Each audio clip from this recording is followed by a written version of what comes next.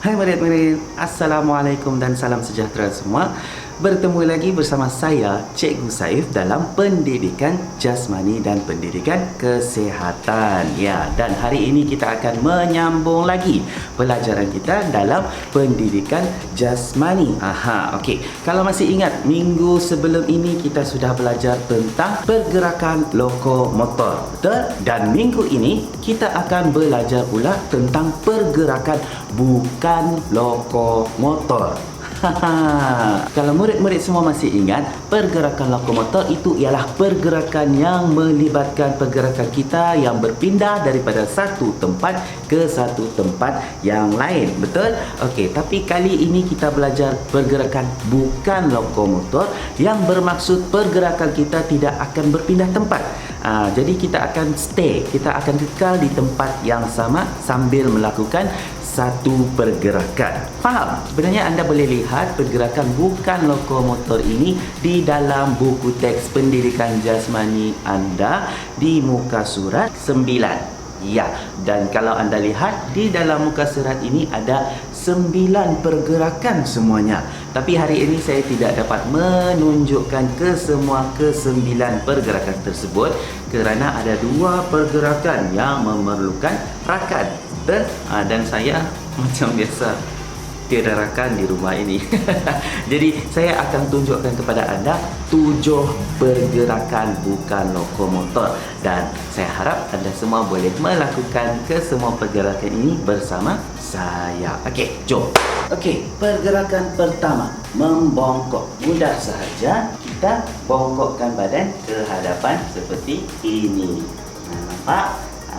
Itu membongkok. Okey, pergerakan kedua, meregang. Dalam keadaan berdiri tegak, angkat tangan ke atas dan regangkan tangan ke atas. Okey, pergerakan ketiga, mengilas. Untuk pergerakan ini masih dalam keadaan berdiri tegak, letakkan kedua-dua tangan anda di pinggang dan kilaskan badan anda ke kiri dan ke kanan tanpa mengubah kedudukan kaki anda. Faham? Okey, seperti ini. Kanan, kiri, kanan, kiri.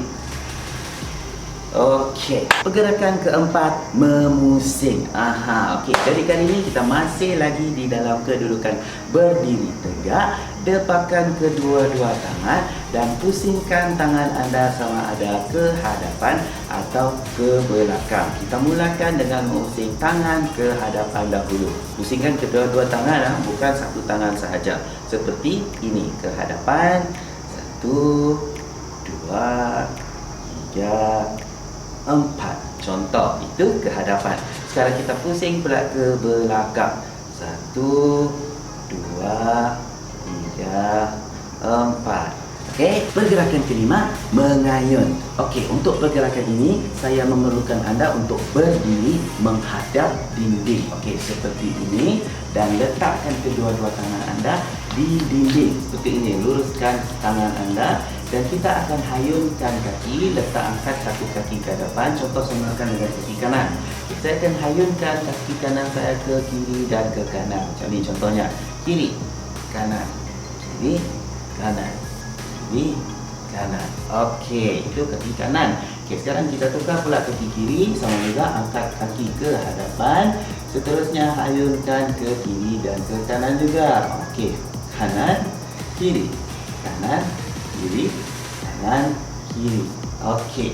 Pergerakan keenam, meringkuk. Okey, untuk pergerakan ini kita akan lakukan di atas lantai sebab kita mau baring di atas lantai ini. Macam mana? Okey, sekarang saya tunjukkan. Kita baring dahulu di atas lantai dan kaki kita bengkokkan macam ni. Lebih kurang 45 darjah, dan kita akan cuba angkat badan kita ke atas dengan tangan kita ke hadapan. Nanti kita cuba tahan, pegang kaki di hadapan ni, di bahagian sini. Okey, boleh? Contohnya macam ni. Bangun perlahan-lahan, jangan paksa diri ya. Kalau tidak dapat angkat terus pun, angkat separuh pun boleh. Kira anda buat ringkuk tubi separa sajalah kalau tidak dapat angkat terus ke hadapan. Kalau boleh angkat terus ke hadapan pun boleh. Okey, contohnya tangan ke hadapan. Tu, okey, sekali lagi. naik. Terus tu turun perlahan-lahan. Kalau tidak dapat, buat saja ringkup tubi separa pun boleh juga. Macam mana ringkup tubi separa?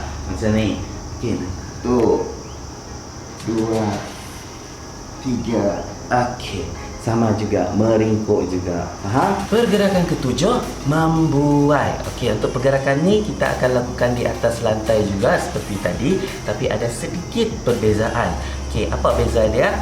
Okey, mula-mula kita duduk macam tadi juga, macam ni. Okey, kaki bengkokkan dan tangan kita akan pegang awal-awal di bahagian lutut sini. Pegang macam ni boleh, peluk macam ni pun boleh. Saya akan pegang macam ni lah.